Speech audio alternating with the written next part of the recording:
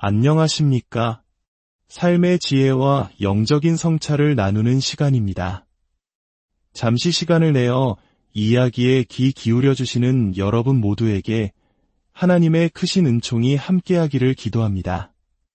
만약 오늘 이 이야기가 여러분의 마음에 작은 울림을 준다면 구독과 좋아요를 통해 더 많은 분들이 이 은혜를 함께 나눌 수 있도록 도와주시기 바랍니다. 여러분의 작은 손길 하나가 누군가에게는 절실한 위로와 희망의 메시지를 전하는 귀한 통로가 될 수 있습니다. 우리는 살아가면서 수많은 이름과 딱지를 붙이곤 합니다. 사람에게, 사건에게, 심지어 우리 자신에게도 말이죠.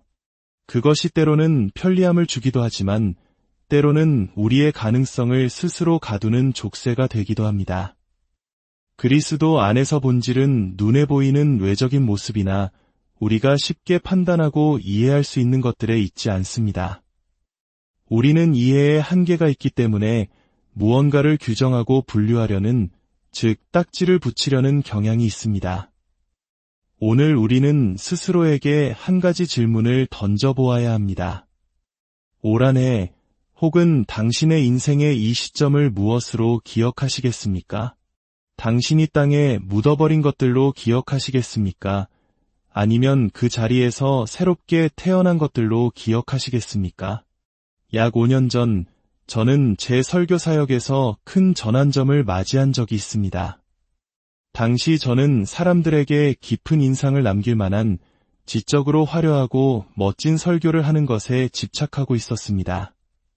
하지만 어느 순간 저는 정작 중요한 것, 즉 사람들의 삶에 실질적인 영향을 주는 살아있는 설교의 본질을 놓치고 있다는 것을 깨달았습니다.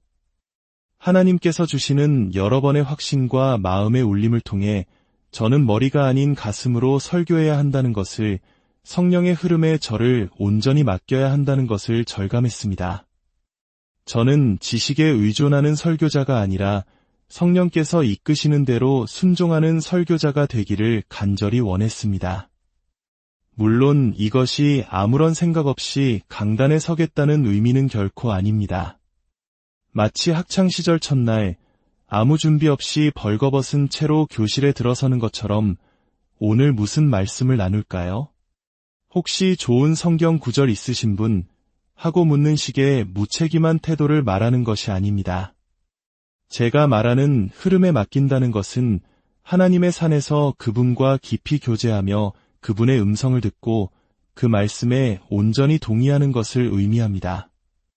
제가 그분의 말씀에 동의할 때 그 말씀 뒤에는 하나님의 권능이 함께합니다. 하지만 만약 제 생각만을 말한다면 거기에는 어떠한 신적인 능력도 따르지 않을 것입니다. 하나님과의 흐름 속에 있다는 것은 설교 준비 노트에 적어두지 않았던 말씀이라도 바로 그 순간 하나님께서 제게 주실 수 있다는 것을 믿는 것입니다. 그래서 저는 늘 설교 노트를 가지고 강단에 오르지만 거의 쳐다보지 않습니다. 혹시 만화 피너츠에 나오는 라이너스라는 캐릭터를 아시나요? 항상 담요를 들고 다니며 안정감을 얻는 아이죠. 제게 이 너저분한 노트는 마치 그 담요와도 같습니다. 사실 나중에 다시 보면 제가 무슨 글씨를 썼는지 저조차 알아보기 힘든 경우가 대부분입니다. 무언가를 적는 행위 자체가 제게는 치료와 같은 과정일 뿐 결국 저는 오직 하나님만을 의지할 뿐입니다. 솔직히 말씀드리면 저에게는 하나님이 절실히 필요합니다. 물론 설교의 구조와 개요, 그리고 전하고 싶은 말씀 구절들을 준비합니다. 때로는 준비한 구절이 너무 많아 다 전하지 못할 때도 있습니다. 하지만 이 모든 것에도 불구하고 저는 하나님의 도우심이 절실합니다. 이것은 단순히 설교 기술에 대한 이야기가 아닙니다. 우리 모두의 삶에 관한 이야기입니다. 성령의 인도하심을 더 깊이 경험하기 위해 저는 모든 연구와 묵상, 기도의 준비를 마친 후 가장 마지막에 하는 일이 있습니다. 산책을 하든, 찬물로 샤워를 하든, 엎드려 기도하든, 혹은 찬양을 반복해서 들으며 하나님의 음성을 구할 때도 있습니다. 때로는 강력한 음악을 들으며 하나님의 진노에 대해 묵상하기도 합니다. 어떤 방법을 쓰든 저는 하나님께서 원하시는 말씀을 전하고 싶을 뿐입니다. 설교가 끝났을 때 여러분이 기분이 좋은 것보다 제가 하나님께 순종했다는 확신을 느끼는 것이 저에게는 더 중요합니다. 만약 제가 하나님께 불순종하고 여러분의 기분만 좋게 했다면 여러분이 돌아간 뒤 제 마음은 결코 평안하지 못할 것입니다. 그것은 공평하지 않습니다. 그러니 하나님께서 기도하라고 하시면 기도하고 혹 이상하게 들릴지라도 전해야 할 말씀이 있다면 전해야 합니다. 구약의 에스더가 죽으면 죽으리이다 라고 고백했던 것처럼 세상이 저를 어떻게 평가하든 저는 하나님과의 올바른 관계 안에 머물러야만 합니다. 여러분이 곁에 없을 때에도 제 스스로 부끄럽지 않은 모습으로 서기 위함입니다. 성령의 인도함을 받는 설교자가 되기를 소망하면서 제게 일어난 변화는 말씀에 대해 더 많은 시간을 기도하고 연구하고 묵상하게 되었다는 것입니다. 그리고 가장 마지막에 하는 일, 그것은 바로 설교의 제목을 정하는 것입니다. 과거에는 제목을 정하는 것이 제 첫 번째 일이었습니다. 좋아, 오늘은 은혜에 대해 설교해야지. 제목은 이렇게 정하고 내용은 이렇게 구성하자. 하지만 성령의 흐름을 따르기 원하면서부터 저는 이 순서를 바꾸었습니다. 왜냐하면 설교의 제목을 정하는 순간 그 메시지의 초점이 결정되고 제가 말하려고 했던 다른 모든 가능성은 그 틀 안에 갇히게 되기 때문입니다. 즉, 제가 너무 빨리 딱지를 붙이는 순간 저는 그 메시지를 제한하게 되는 것입니다. 저는 하나님께서 여전히 말씀하고 계시는 동안 그 가능성을 제한하고 싶지 않습니다. 제가 너무 일찍 이것이 오늘 주실 메시지야 라고 단정해버린다면 하나님께서 본래 의도하셨던 더 크고 깊은 뜻을 놓칠 수도 있습니다. 그래서 저는 토요일 저녁에 미리 제목을 확정하지 않습니다. 심지어 주일 아침 찬양이 울려 퍼지는 동안 하나님께서 새로운 성경 구절을 주실 때도 있습니다. 그러면 저는 급히 강단 뒤로 달려가 모든 것이 준비되었는지 확인하고 그 말씀을 추가합니다. 하나님께서 아직 말씀하고 계시는데 저의 고정된 생각 때문에 그분의 음성을 막고 싶지 않습니다. 하나님의 뜻이 아닌 제 생각으로 가득 찬 설교를 하고 싶지 않습니다.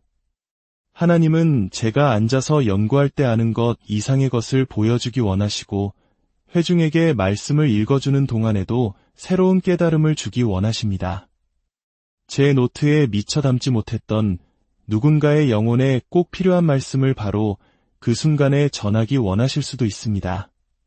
성령님은 저보다 훨씬 지혜로우시기에 제가 마음을 열고 있다면 설교하는 중에도 새로운 것을 부어주실 수 있습니다. 하지만 제가 마음을 닫고 미리 딱지를 붙여버린다면 저는 그 모든 것을 제한하게 될 것입니다. 그래서 저는 포스트잇을 사용합니다. 아주 저렴해서 언제든 제목을 바꾸기 쉽죠. 비싼 양피지에 기록해서 바꾸기 어렵게 만들고 싶지 않습니다. 제가 어차피 바꿀지도 모르는 제목을 위해 누군가에게 디자인을 부탁하고 싶지도 않습니다. 그래서 직접 손으로 쓰고 설교 직전에 파일에 딱 붙입니다. 이것이 저의 방식입니다. 오늘 강단에 오르기 직전에도 저는 마지막 순간에 이 설교의 제목을 정했습니다. 왜냐하면 딱지를 붙이는 순간 그것을 제안하게 되기 때문입니다. 물론 저에게 아이디어나 방향 혹은 예감이 있을 수는 있습니다.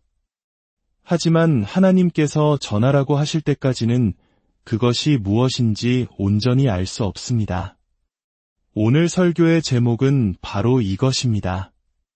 우리는 너무 빨리 딱지를 붙인다. 저는 하나님께서 우리가 붙이는 많은 딱지들을 미워하신다고 생각합니다. 딱지라고 하면 음식이나 약품에 붙은 라벨을 떠올리실 겁니다. 물론 제품에 붙은 라벨은 매우 유용합니다. 욕실에 있는 두통약이 사탕이 아니라는 것을 알려주는 것은 바로 라벨 덕분이니까요. 아내가 냉장고에 남은 음식을 넣어둘 때 붙여주는 메모와 같은 라벨은 참 고맙습니다. 하트 표시와 함께 아빠를 위해 라고 적혀 있지만 이제는 절대 만지지 말 것, 보지도 말 것, 스티븐 퍼틱 전용이라고 구체적으로 명시해야 합니다. 하나님께서 딱지를 미워하신다고 말할 때 저는 우리가 인간으로서 라벨 없이는 살 수 없다는 점을 인정합니다. 우리는 라벨을 사랑합니다. 한 여학생의 이야기가 생각납니다. 사역팀과 함께 차를 타고 이동하던 중 그녀는 맛없는 과자를 먹고 있었습니다. 누군가 왜 맛도 없는 걸 먹냐고 묻자 그녀는 건강해지려고요 라고 답했습니다. 알고 보니 누군가 그녀에게 그 과자가 다른 인기 있는 과자보다 건강에 좋다고 말해줬던 것입니다. 그녀는 그것이 건강한 대안이라고 굳게 믿고 있었습니다. 자신이 좋아하는 과자 대신 맛도 없는 과자를 얼마나 오랫동안 먹었냐고 묻자 그녀는 9살 때부터라고 답했습니다. 당시 그녀는 대학생이었습니다. 저는 그 이야기가 너무나 슬펐습니다. 그녀가 사랑하는 과자의 맛을 즐길 수 있었던 10년이라는 세월을 포기했던 것입니다. 나중에 확인해보니 그녀가 먹던 과자가 사실은 그녀가 좋아하던 과자보다 지방 함량이 더 높았습니다. 누군가 그녀의 마음에 심어놓은 잘못된 정보, 잘못된 딱지 하나 때문에 그녀는 10년 동안 기쁨을 빼앗겼던 것입니다. 그녀는 그 라벨을 한 번도 확인하지 않았습니다. 우리 삶에서도 이와 비슷한 일들이 자주 일어납니다. 우리는 무언가에 대해 혹은 누군가에 대해 아직 제대로 알지도 못하면서 너무 빨리 딱지를 붙이고 그 사람을 제안해버립니다. 당신의 삶에 대한 하나님의 놀라운 계획이 이루어지지 않는 많은 이유는 당신의 한계 때문이 아니라 당신이 스스로에게 붙인 딱지 때문일 수 있습니다. 초대 교회에는 할례를 받은 사람만이 구원을 받을 수 있다고 주장하며 구원의 범위를 제한하려던 이들이 있었습니다. 이에 사도 바울은 단호하게 말합니다. 나는 당신들의 딱지들을 미워합니다. 그리스도 안에서는 종이나 자유인이나 남자나 여자나 이방인이나 유대인이나 차별이 없기 때문입니다. 하나님은 우리가 하는 방식대로 딱지를 붙이지 않으십니다. 우리와 하나님의 결정적인 차이는 우리는 우리가 만들지도 않은 것에 딱지를 붙이려 한다는 것입니다. 우리는 우리 소유도 아닌 것에 대해 판단하고 정죄하려 합니다. 저는 우리 사회가 누군가에 대한 최악의 소문을 처음 듣자마자 너무나 쉽게 믿어버리는 이 현실이 참으로 싫습니다. 누군가 한 마리 문맥이 잘린 채로 퍼져나가면 사람들은 그를 순식간에 인종차별주의자로 낙인 찍습니다. 전체 문장을 보지도 않고 자극적인 헤드라인 하나만 보고 그 사람을 판단해버립니다. 이것은 특정 인종의 문제가 아니라 우리 모두의 문제입니다. 우리는 검증되지 않은 소문 하나만으로 누군가를 규정해버립니다. 우리는 사람들을 마치 식료품 저장실의 선반을 정리하듯 안전하게 분류하려고 합니다. 아, 저 사람은 자격이 없어. 저 여자는 이런 출신이야. 그들은 저런 배경을 가졌어. 우리는 딱지를 사랑하지만 하나님은 그것을 미워하십니다. 하나님께서 무언가를 제한하기 위해 우리가 붙이는 딱지를 미워하시기 때문에 오늘 저는 로마서 4장의 말씀을 나누고자 합니다. 지금 당신의 삶을 가로막는 가장 큰 장애물은 당신의 잠재력이 아니라 당신의 믿음일 수 있습니다. 우리는 아브라함과 같은 성경 인물들의 이야기를 볼 때 그의 위대한 믿음의 한 단면만을 보고 감탄합니다. 하지만 아시나요? 우리는 그에게 수많은 다른 딱지를 붙일 수도 있었습니다. 그는 거짓말을 했기에 거짓말쟁이라고 부를 수도 있었고 아내가 아닌 다른 사람과 동침했기에 가늠한 자라고 부를 수도 있었습니다. 당시 문화가 지금과 매우 달랐다 할지라도 말입니다. 하나님의 약속을 듣고 웃었기에 비웃는 자라는 딱지를 붙일 수도 있었습니다. 하지만 하나님께서 그에게 붙이신 딱지는 많은 민족의 아버지였습니다. 성경은 이렇게 말합니다. 아브라함이 믿었기에 그렇게 되었다. 로마서 4장 18절을 함께 보겠습니다. 아브라함은 바랄 수 없는 중에 바라고 믿었으니 이는 내 후손이 이같으리라 하신 말씀대로 많은 민족의 조상이 되게 하려 하심이라. 그가 믿었기에 그렇게 되었습니다. 정말 놀라운 말씀이지 않습니까? 보통 우리는 무언가가 되었기 때문에 믿는다고 생각합니다. 하나님의 약속이 이루어지는 증거를 눈으로 본 후에야 믿는 것, 그것이 인간적인 희망의 방식입니다. 하지만 성경이 말하는 믿음은 전혀 다른 종류의 믿음입니다. 그것은 내가 이해할 수 없는 상황 한가운데 서서 아직 알지 못하는 세부 사항들을 기다리면서도 내가 다 파악할 수 없는 하나님을 여전히 신뢰하는 능력입니다. 내 감각으로는 인지할 수 없지만 내 안에 심겨진 약속을 믿음으로 품는 것입니다. 때때로 우리는 눈에 보이지 않고 손에 잡히지 않는 것들을 믿어야만 합니다. 하나님께서 나를 그렇게 부르셨기 때문입니다. 우리가 믿는다고 말할 때 세상은 보통 무언가를 소유하는 것을 위한 믿음을 이야기합니다. 더 좋은 직업, 더 나은 몸매, 좋은 배우자, 자녀를 갖기 위한 믿음 말입니다. 물론 그것도 좋습니다. 하나님은 시편 37편 4절 말씀처럼 우리 마음의 소원을 이루어 주시는 분입니다. 그분은 우리 마음의 소원을 주실 뿐만 아니라 그 소원을 성취하시는 분입니다. 우리 중 많은 이들은 과거에 감히 하나님께 구해볼 생각조차 못했던 놀라운 삶의 자리에 서 있습니다. 하지만 하나님께서 당신에게 믿음을 주시는 가장 위대한 이유는 당신이 무언가를 갖게 하기 위함이 아니라 당신이 누군가가 되게 하기 위함입니다. 야곱이 사랑했던 아내 라헬은 베들레헴 바로 외곽에 묻혔습니다. 그런데 미가 선지자는 바로 그 베들레헴에서 세상을 다스릴 통치자가 태어날 것이며 그의 나라는 영원할 것이라고 예언했습니다. 그리고 우리는 마리아가 지극히 큰 은혜를 받아 동정녀의 몸으로 세상의 가장 위대한 구원자를 낳은 이야기를 알고 있습니다. 이것은 우리에게 한 가지 질문을 던집니다. 우리는 베들레헴을 그곳에 묻힌 것으로 더 잘 알고 있습니까? 아니면 그곳에서 태어난 것으로 더 잘 알고 있습니까?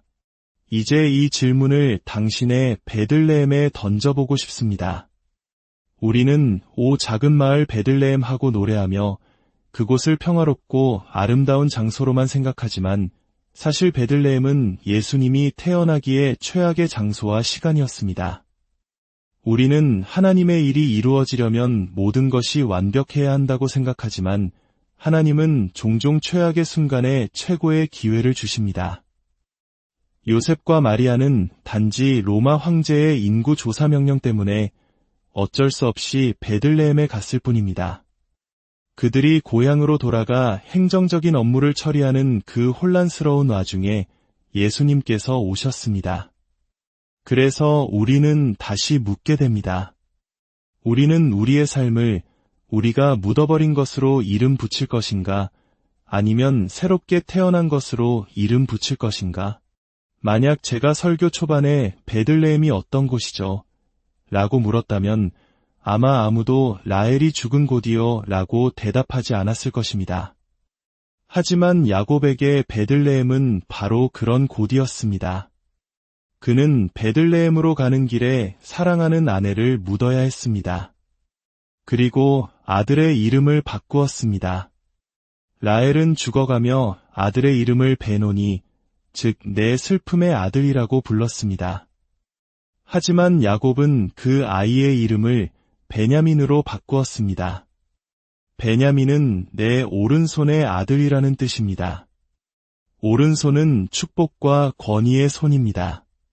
하나님께서 오늘 당신에게 주시는 말씀은 이것입니다. 당신의 축복을 슬픔 속에 묻어버리지 말라. 우리는 인생의 여정에서 많은 것을 잃어버립니다. 그때 우리는 우리가 잃어버린 것과 자신을 동일시하려는 유혹에 빠집니다. 그리고 그 상실에 따라 우리 삶에 딱지를 붙이기 시작합니다. 나는 실패자야. 나는 버림받았어. 하지만 그것은 우리가 앞으로 받을 수 있는 은혜를 제한합니다.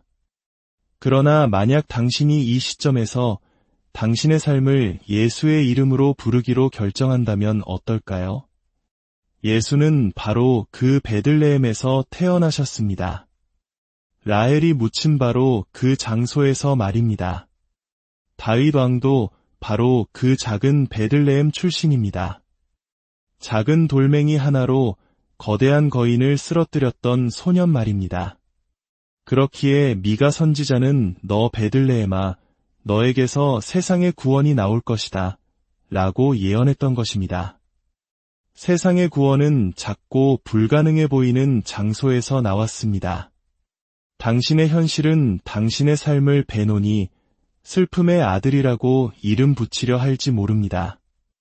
하지만 하늘의 아버지는 당신을 베냐민, 오른손의 아들이라고 부르십니다. 우리는 사실보다 은혜를 선택해야 합니다. 라헬은 아기를 낳다가 죽었습니다. 반면 마리아는 남자를 알지 못하는 상태에서 아기를 낳았습니다. 하나님은 마리아의 경험보다 더 위대한 잠재력을 보셨습니다. 누가복음 1장에서 천사가 그녀를 지극히 은혜를 받은 자라고 불렀을 때 저는 여러분 모두가 하늘 아버지께 10점 만점의 10점의 은혜를 받은 자임을 알기 원합니다. 마리아는 은혜와 함께 두려움을 경험했습니다. 누가복음 1장 34절에서 그녀는 묻습니다. 나는 남자를 알지 못하니 어찌 이 일이 있으리이까? 이 구절을 읽으며 저는 깨달았습니다. 우리는 마리아와 같은 방식으로 그리스도를 낳지는 않지만 그리스도의 형상과 성령의 열매는 우리 모두 안에서 태어나고 있습니다. 마리아가 나는 처녀이니 라고 말했던 그 자리에 우리를 제한하는 것들을 대신 넣어봅시다. 나는 중독자이니 어찌 이 일이 있으리이까? 나는 이혼했으니 어찌 이 일이 있으리이까? 나는 고아이니 어찌 이 일이 있으리이까? 나는 가진 것이 없으니 어찌 이 일이 있으리이까? 나는 실패했으니 어찌 이 일이 있으리이까? 우리가 묻어버린 것에 너무 집중하면 우리는 지금 태어나고 있는 것을 보지 못합니다. 하나님은 우리의 경험에 따라 말씀하시는 것이 아니라 우리의 잠재력에 따라 말씀하십니다. 우리가 실망이라는 벽에 너무 많이 머리를 부딪히다 보면 우리는 우리의 삶을 우리가 묻어버린 것들의 이름으로 부르기 시작합니다. 하지만 우리가 묻은 것에서 무엇이 태어날지는 아직 알지 못합니다. 이 고통의 반대편에 더 좋은 직장이 있을 수도 있고 더 큰 평안이 있을 수도 있습니다. 하나님은 당신을 아버지께 더 집중하게 하시려고 어떤 시스템들을 멈추게 하셨을 수도 있습니다. 야곱처럼 우리도 고통 속에서 태어났지만 목적을 위해 태어난 것의 이름을 새롭게 불러야 합니다. 당신의 축복을 묻지 마십시오. 실망했다고 해서 그것을 땅속 깊이 묻어버리지 마십시오. 그럴 때 당신은 축복마저 함께 묻어버리는 것입니다. 대신 이렇게 선포하십시오. 나는 이 고통의 계절을 하나님께서 이끌어내실 결과에 따라 이름 붙일 것이다. 나는 이 시기를 통해 많은 것을 얻었습니다. 내가 좋아하지 않았던 내 안의 모습을 직면했고 그 연약함 가운데서도 나를 사랑하시는 하나님의 은혜를 발견했습니다. 하나님은 내가 싫어하는 바로 그 부분을 통해 일하기를 원하십니다. 물론 올 한 해 많은 것을 잃으셨을 수 있습니다. 어쩌면 저보다 더 큰 상실을 겪으셨을지도 모릅니다. 저는 결코 가볍게 이 말씀을 전하는 것이 아닙니다. 하지만 만약 당신에게 지금 태어나고 있는 것이 당신이 묻고 있는 것보다 더 위대하다는 믿음이 있다면 지금 이렇게 고백하십시오. 나는 많은 것을 얻었습니다. 하나님, 감사합니다. 주님은 제게 새로운 시야를 주셨고 하나님 나라를 구하는 법을 가르쳐 주셨습니다. 믿음으로 걷는 법을 배웠습니다. 베들레헴은 더 이상 나애를 묻은 장소가 아니라 나의 구원자가 태어난 장소입니다. 마리아는 천사에게 물었습니다. 어떻게 이 일이 이루어집니까? 천사는 대답했습니다. 성령께서 너에게 임하실 것이다. 마리아는 방법을 물었지만 천사는 인격으로 답했습니다. 하나님이 하신다는 것입니다. 어쩌면 올 한 해는 우리에게 어떻게를 가르쳐준 해가 아니라 누구를 의지해야 하는지를 가르쳐준 해일지도 모릅니다. 나는 혼자가 아니며 하나님이 나와 함께 하심을 그분만으로 충분함을 깨달은 해입니다. 분주하게 만들었던 많은 것들이 사실은 나를 열매 맺게 하지 못했다는 것을 알게 된 해입니다. 다시 한번 당신의 라헬을 잃은 분들을 위해 기도합니다. 당신이 숨쉴 공간을 얻고 이 힘든 시간을 헤쳐나갈 수 있도록 말씀을 전합니다. 하지만 저는 이것을 압니다. 당신이 사랑했던 무언가가 묻힌 바로 그 고통스러운 장소에서 언제나 더 위대한 무언가가 태어난다는 사실을 말입니다. 마리아는 38절에서 이렇게 고백합니다. 홀리가 가장 좋아하는 성경 구절입니다. 주의 여종이오니 말씀대로 내게 이루어지이다. 첫 번째 고백, 나는 처녀입니다. 이것은 사실에 근거한 그녀의 정체성이었습니다. 두 번째 고백, 나는 주의 종입니다. 이것은 은혜에 근거한 그녀의 정체성이었습니다. 현실이라는 사실은 좋지 않을 수 있습니다. 하지만 하나님의 은혜는 그보다 더 큽니다. 우리는 기억해야 합니다. 세상은 당신을 배노니 슬픔의 자식이라고 부를 수 있고 당신의 감정은 올 한 해를 낭비라고 딱지 붙일 수 있습니다. 하지만 아버지는 그를 베냐민, 오른손의 아들이라고 이름 지으셨습니다. 마리아는 자신의 경험에 따라 자신을 처녀라고 말했습니다. 하지만 하나님의 부르심에 따라 자신을 주의 종이라고 고백했습니다. 중요한 것은 내가 누구인가를 아는 것만큼이나 내가 누구의 것인가를 아는 것입니다. 당신은 세상의 것이 아닙니다. 당신의 상처와 실패의 것이 아닙니다. 당신은 주님의 것입니다. 이것이 당신의 진짜 정체성입니다. 여러분의 삶에 있는 베들레헴, 그 슬픔의 장소에서 하나님의 가장 위대한 목적이 태어나기를 축복합니다. 여러분이 묻었던 모든 아픔 위로 하나님의 은혜가 임하여 새로운 생명과 소망